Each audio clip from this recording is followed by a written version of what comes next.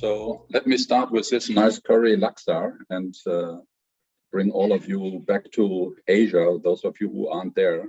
This is a common greeting when you meet any time of the day, more or less, unless it's midnight, after 9 in the morning and until 4 or 5 in the afternoon. Did you have your lunch already? And I really miss the curry laksa, which is one of the favorite dishes in Malaysia. Let me just, before I run into our agenda, give you a short introduction. We are GBP International, and our company is a management consulting company and a project management consulting company. And we are active since the last 25 years. So we have been founded in 1997 in Malaysia and Kuala Lumpur. And our major activities are project assignments for European companies who are entering or expanding Asia Pacific markets. We have started in Malaysia, we went to the neighboring countries in ASEAN, and later on also into China and India. And so today we are talking about the markets of India, China, and across Southeast Asia mainly. We have had, I don't know, around about 500 assignments, so we have quite a number of project experiences. And today, while I go through the individual countries, I would also like to share with you some of the assignments we presently have, and they are all related to, let's say, European Asian affairs in general. And if you open the newspapers today in Europe, what do you see and what are the topics of concern when we talk about Asia? And I have summarized these 5 items here, or these 5 topics, which you find on the headlines in Google search. And number 1 is the front runner since Donald Trump became president. This is the US-China trade conflict and all the side effects coming out of it. And of course, the general theme of things since last year, March, February, is COVID. We have all gone through the lockdown and we have all gone through the vaccination processes. And the main question everybody asks me when we talk about Asia, like we said in the introductory talk, when are we able to travel freely again without restrictions, without quarantines? What are the processes? What are the standard procedures you have to follow? So this is something which we all need to know, want to know, and we all are kind of fed up with Zoom meetings and team meetings. On the other hand, we have to say, imagine the COVID crisis without the internet, without Zoom, without Teams, we would be in much, much more trouble. Another big story these days for last 1 or 2 weeks is this property case in China, where there is a company by the name of Evergrande, and they are heavily indebted by $300 billion US, and the Chinese government is trying to manage that property crisis. And that is a very, very high risk case study. And if this goes wrong, or if this company collapses, that would have a lot of side effects, not only for the Chinese property market, but for the whole region. Another topic I come across more and more these days is everything related to business sustainability, human rights, ethical business, environmental concerns, and so on. And we have one project under execution at the moment. I can tell you about it later when we come to Malaysia, where we are working with a Malaysian client on this specific topic. Another major topic across the board is really, how about the foreign direct investments, and are they increasing or decreasing, and what is this propaganda, I'd like to call it, about de-globalisation? In Germany, as you know, we have general elections next week. Many people say, oh, our dependency from China is just too much. We have to produce our own stuff again, and we are not willing and able to be depending on these low-cost production sites for masks, for pharmaceutical equipment, for protection equipment, etc. So this is a hot debate going on, and I'd like to kind of focus during my discussion on these kind of 5 subjects as a starting point for our discussion. Now, I took a picture here from the Economist, from the last magazine from last week, where a lot of the Asian region is painted in red, so to say, showing the influence of China. And certainly, wherever you are these days, especially in Southeast Asia, you cannot and will not escape Chinese companies, Chinese influence, Chinese investment. And if you look at it from the perspective of Germany, there are different angles of ways to do the interpretation. On the one hand, you have the systemic discussion, you know, is China a friendly competitor or is it a foe? Are they trying to push their agenda no matter how? The Silk Road is on all pages these days, being tainted as a new way of colonization of China in countries like Sri Lanka, in all the Eastern Soviet Republic states, up to Africa and the Middle East. On the other hand, companies say, or countries say, well, we welcome Chinese investments. You know, Europe is not doing anything comparable. So you have to find your own truths in it. And certainly there are examples where China doesn't look good. But on the other hand, infrastructure is being built. And it's not all bad what China is doing, so much we can say.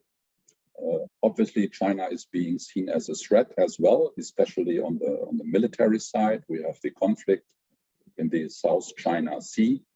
And this is something of great concern. And just one example also from last week. The German Navy is sending one Navy ship to Southeast Asia for friendly exercises with Australia, with Japan, with Korea, and they wanted to make a courtesy visit to China to convey their greetings from the German government. And China said, sorry, guys, you are not welcome. And this is a diplomatic sign, not an act of unfriendliness directly, but a diplomatic sign saying, well, you better be careful what you are doing here. You know, we are not really amused about what all this activity means for us. And Joe Biden here on the bottom left with the China glasses, many people said, well, after Trump, when Biden comes into power, it will all go away. But the Biden administration doesn't seem to make a big change here in their policy statements. And they are going to continue to play a little bit of hardball. So I'm looking very much forward to the first personal meeting between these two leaders so that they can really sort out this potential conflict, which nobody wants to see escalating.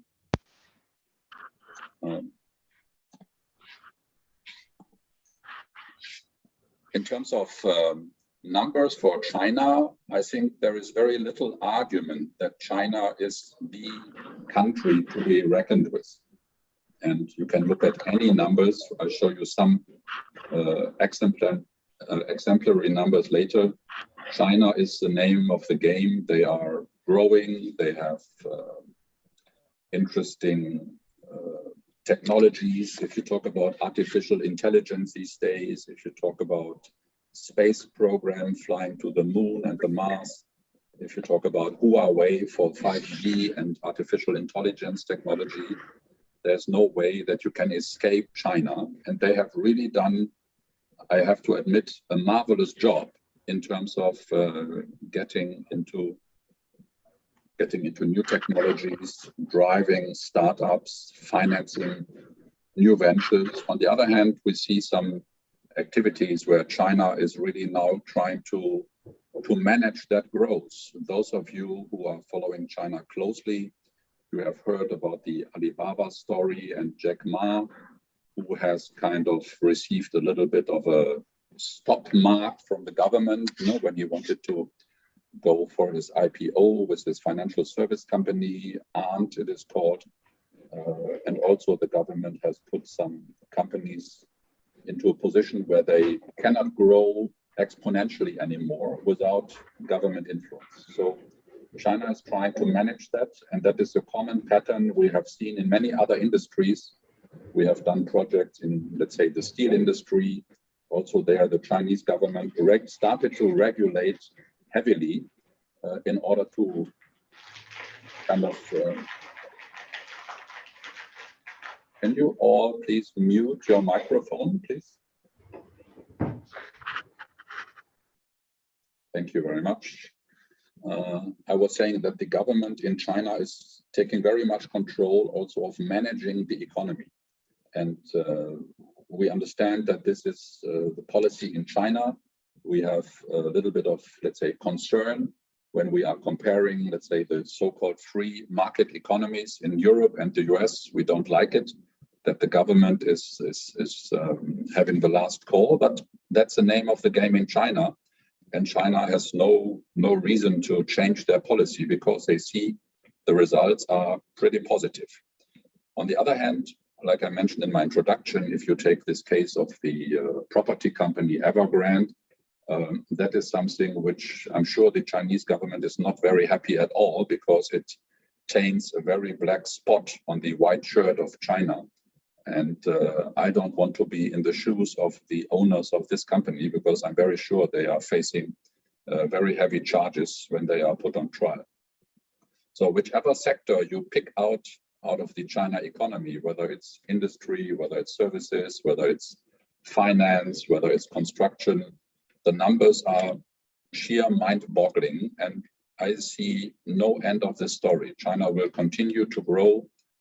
We will see the growth numbers later on. They will continue to catch up with the largest economy. They have a very huge home market, which they are putting a lot of emphasis on now. And if you want to be in Asia, you also have to be in China. And China will continue to push for this economic development according to the plan of the Chinese Communist Party. Just to give you one hands-on example, we presently run a project where a customer or a client of ours is intending to sell equipment into China, which they are manufacturing in Germany. And we are talking about buy local policy. You know, this is more or less the Trump slogan, make America great again. Here it is, make China great again. And China has a very clear policy that all companies are bound to buy local Chinese products unless there is really not a real locally available alternative. And we have one case where there is a German company 100% owned, manufacturing in China, and the customers are not allowed to buy from them. So the customers say, can I buy a share of your Chinese entity so that you be seen as a partly Chinese owned company? So I want to buy. So these are extreme maneuvers which are happening in the marketplace as a side effect of that policy. So enough of China, we have other countries to cover. I'd like to show you the effects of COVID from 2018 to 2020. And you can really see the very deep decline in the GDP growth rates in all countries we are covering here today, apart from China and apart from Vietnam. So all the other countries, they are in the region of negative growth between, let's say, 4 to 6 or even 8%. And China managed to pull out a growth of 2%, so did Vietnam 2.5 or 3. And that is also showing you how these countries were affected economically by the COVID crisis. So everybody is kind of expecting a bump to a higher growth in 2021, 2022. But this shows you the deep economic crisis COVID has caused in all these countries we are looking at here. And this is, I think, historically never seen before, even in the financial crisis of 2007, 2008, or in the internet crisis, or even in the first Asian crisis way back in 96, 1997. We have seen such negative growth numbers, and it will take a long time for these countries to recover. Now, India, can you see the whole screen, including the slide at the bottom? Yeah. So if we look at India, we saw a very dramatic increase in the COVID cases earlier this year in March, April. We had around about 30 million cases, and we saw really devastating pictures. What is happening in China, people physically fighting for breathing equipment, for lung supporting equipment. Hospitals were basically flowing over and people were lying on the street. So this was really a nightmare for those people who have been affected by it. On the other hand, the fast as it came, the fast it seemed to disappear also. So if I speak to my friends in India today, they say, well, everything is more or less back to normal. Yes, we do still have COVID, but we also have vaccination now, our own staff, as well as from other countries. So China is reasonably optimistic that they are, I would say, out of the woods and that they can focus on re-energizing all their activities. But the case in India in March, you can see this chart here. These are the total COVID cases, and you see how outstanding India was in earlier this year, around about 30 million. The other big numbers we see here, I mean, these are absolute numbers and not per capita. Indonesia and Malaysia. The others are a little better, but we still see spikes here and there. So we are still very far away from any form of relaxation in all these management of the COVID crisis. Malaysia, those of you who know me, is very close to my heart, and I really miss being there. I was there last time in February, March last year, just before the COVID crisis. I was very fortunate. I could have talked with Dr. Mahathir and Tan Sri Rafida when I did stay in Malaysia. You can see them all on our website. These are recorded interviews on YouTube, very enlightening. And whatever happens in Malaysia after last year, February, March, was really mind-boggling. This is a seminar by itself. We have a mixture of COVID emergencies. We had political crisis. We had the king influencing the political decision who is going to be or stay as prime minister. Now we have a new prime minister since around about 4 weeks. We have the idea that the old prime minister, Najib Razak, even though he has been found guilty and prosecuted for the 1MDB scandal, he is announcing he wants to stand again for election and wants to become prime minister. So it's a very, very messy situation. And internationally, Malaysia is a very, very, let's say, tiny spot on the map again. And Malaysia is having much more potential than it shows at the moment. And they are kind of in their black box of country politics, which is difficult to understand for any outsider. And Malaysia is losing out a lot of credibility these days. They also had changed their Malaysia My Second Home program, which caused a big stir among the expatriate community. Everything was revoked, and you have to pay now, I think, 3 or 5 times the amounts to keep there as a senior citizen. So it's a bit messy in Malaysia. There's no clear path forward. So very difficult to predict what is going to happen in Malaysia. The COVID cases, as you have seen before, are still relatively high, and we will have to wait and see and judge what is happening in Malaysia in another month or 2. Probably then we have a date for election. Investment is really going down. Companies are planning to relocate. So not a very rosy picture for Malaysia at the moment. In contrast to all this negativity, I have put together, or better, Ruth has done it, my colleague in Malaysia, the stock market indices, which you can see here in an aligned format. And there you can see the stock market is always showing the future. And here you see what the people are expecting. And you see no downturn. That was very striking and very interesting for me. Especially in India, you see that the stock market really increased 30–40% last year, which is in total contrast to the disaster which was painted by the media in terms of COVID. So you really have to differentiate all along if you are judging the economies and you make your own mind what is the opportunity as a foreign company entering these markets. So this shows a much more optimistic picture here than what we see individually when we look at the economic growth numbers or the corona cases. Very interesting chart in my view.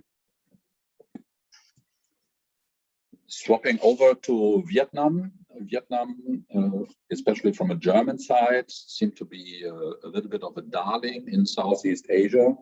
We have seen a lot of direct investment from Germany.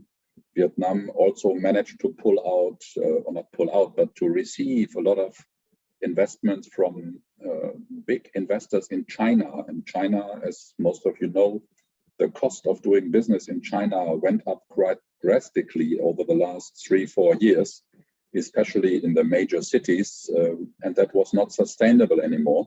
So many companies who were active in China, they didn't expand, or in some cases they even pulled out their investment and moved to Southeast Asia, and in many cases into Vietnam.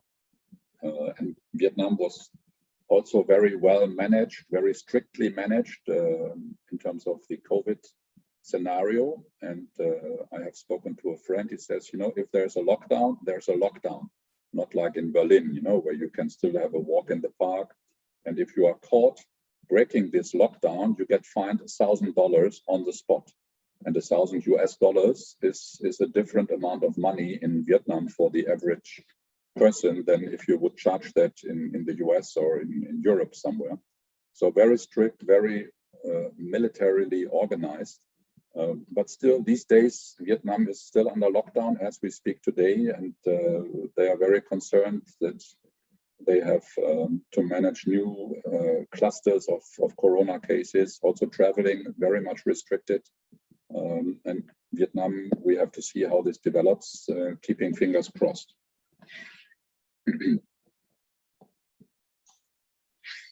What is interesting to see also here is how far is the vaccination program being rolled out.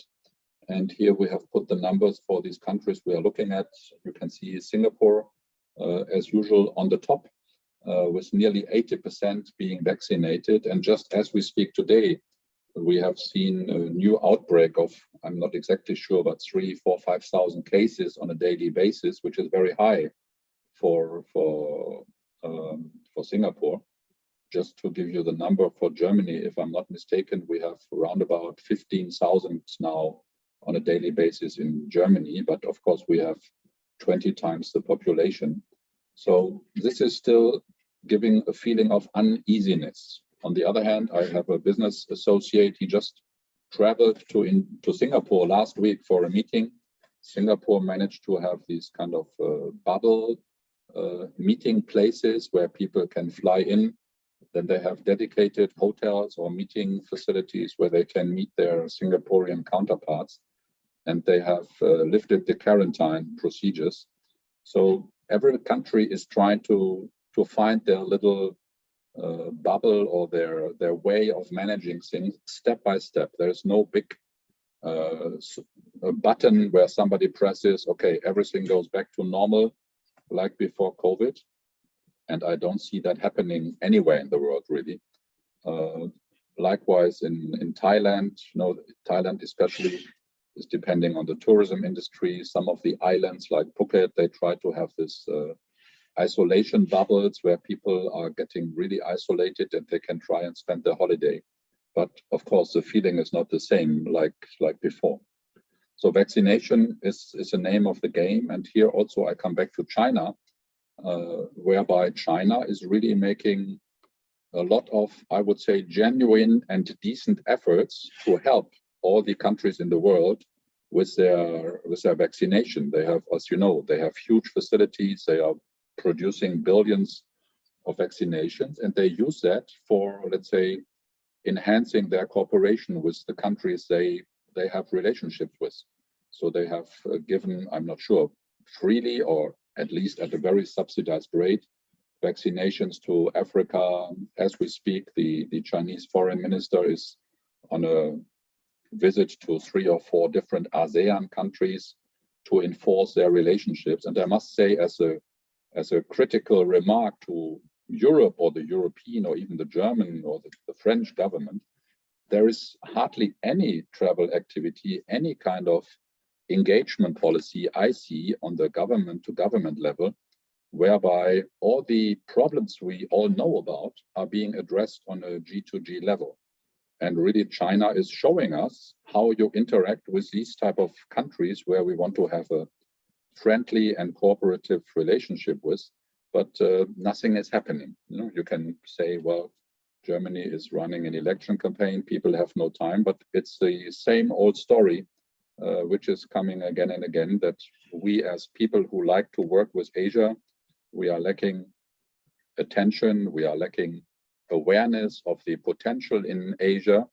And our job as a project partner or as consultant is to help companies to overcome these hurdles and to open doors and open scenarios where companies can really enjoy interesting projects, interesting developments, and benefit from the market and business potential all these countries have. Rebecca, I'm just asking if there are any questions in the chat room, or I just proceed as we speak. No, there aren't any questions yet. So anyone who has a question, either feel free to ask it in the chat room or raise your hand, or if we're fine, I think you can proceed. Okay, very well. We will have a summarized talk at the end then. So Indonesia, you can see the unfinished construction site here, the flyover column. And of course, Indonesia is a country with nearly 300 million people, I think 15 or 17,000 islands, also being hit very badly by COVID. But Indonesia is in a reasonably comfortable position because they have their home market to attend to. All travel and supply chains were affected, but Indonesia, I wouldn't say it's an autark country, but of course they can manage a lot internally with their home market, and so Indonesia is doing reasonably okay. And we have my friend Jean-Louis here in the room. Maybe you can talk a little bit later about your recent experience in Indonesia on a project. And you just left due to COVID. Otherwise, I think you would have extended. But this is my general judgment on Indonesia. They have a strong president, Mr. Joko Widodo, and he is doing a strong presidential approach, trying to manage the country, trying to build strong local champions, trying also to make a buy in Indonesia policy, especially when we talk about minerals and raw materials. This is one of the strong segments of Indonesia. So also there, if you want to do business in Indonesia, try to be a local Indonesian entity as much as possible, similar to China.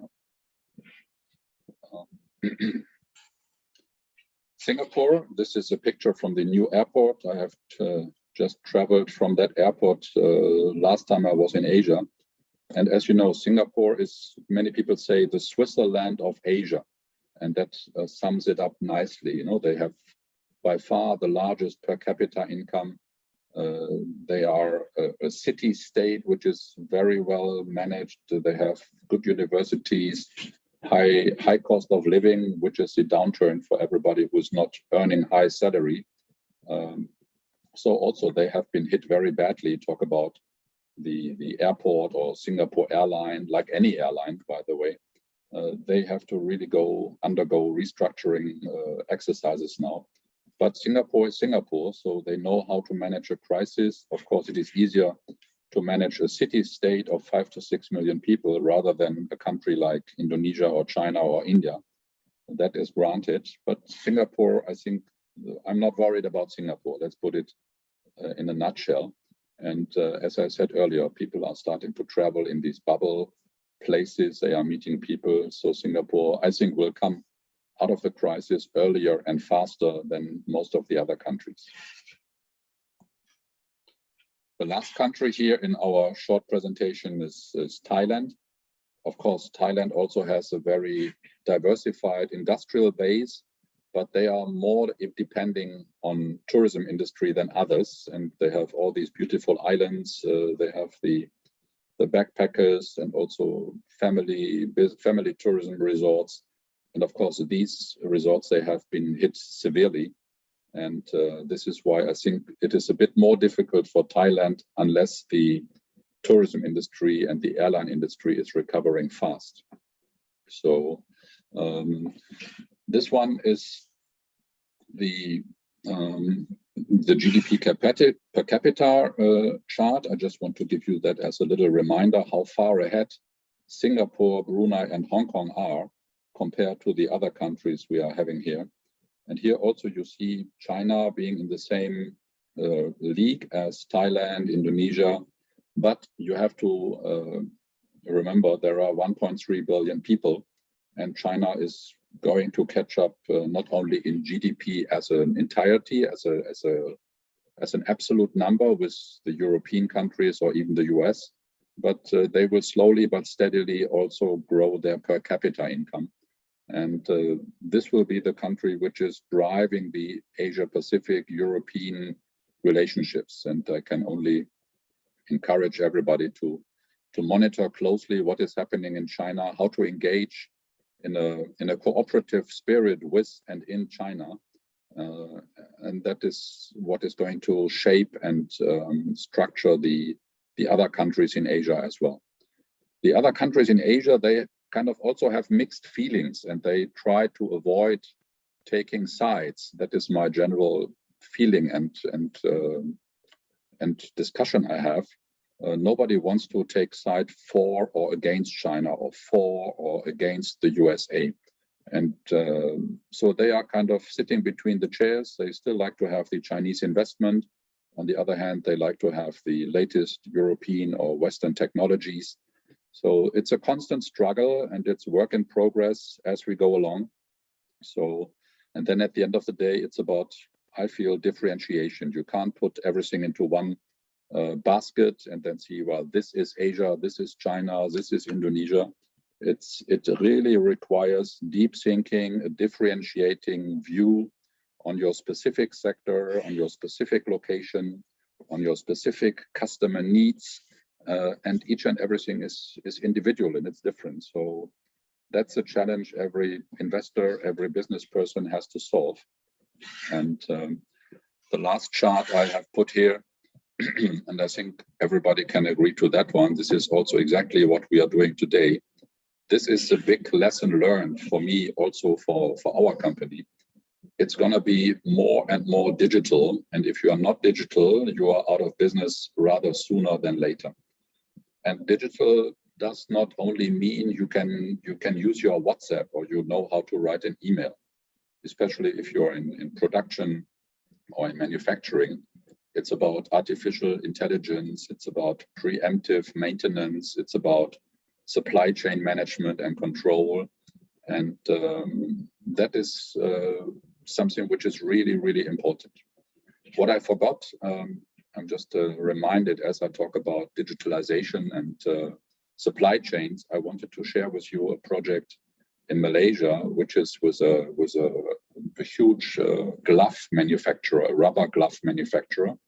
And they have been accused of human rights allegations or human rights violations, with the consequence that the US Department for Customs has banned their products. And as you know, those of you who know Asia, large manufacturing companies, they have a huge workforce from countries like Bangladesh, Myanmar, Philippines, Laos, Cambodia. And of course, these poor guys, they are paid peanuts. And there were more and more NGOs who are highlighting that. And in this case, it was going to the extreme that this NGO has accused this company. The product has been banned, and now they have engaged us together with a partner, kind of to manage their supply chain in a better way and form, with traceability, with sustainability benchmarks, with human rights records. And so this is a business which is, I believe, going to increase. Another example going into this direction, I read yesterday that the court, the highest court in Indonesia, was giving right to a person who has sued the Indonesian government that they are responsible for air pollution. And that also is something which wasn't thinkable, I think, even 3-4 years ago. But now the changes are happening, and governments need to take charge. They will have to set new laws and new legislations, and companies need to follow. So this will open up a totally new trend of business opportunities, everything related to follow the environmental standards, which is good for Germany, by the way. Follow a certain sustainability track record, comply with human rights, and all these soft business factors, I'd like to call it. And this is something I'd like to use to close my short presentation here. I hope I could give you some kind of food for thought. And I would really like to welcome your comments, your remarks, sharing one or the other experiences you have had in the last couple of months during COVID time. And I thank you for listening to me. And I would like to open the floor for any comments and any discussion here.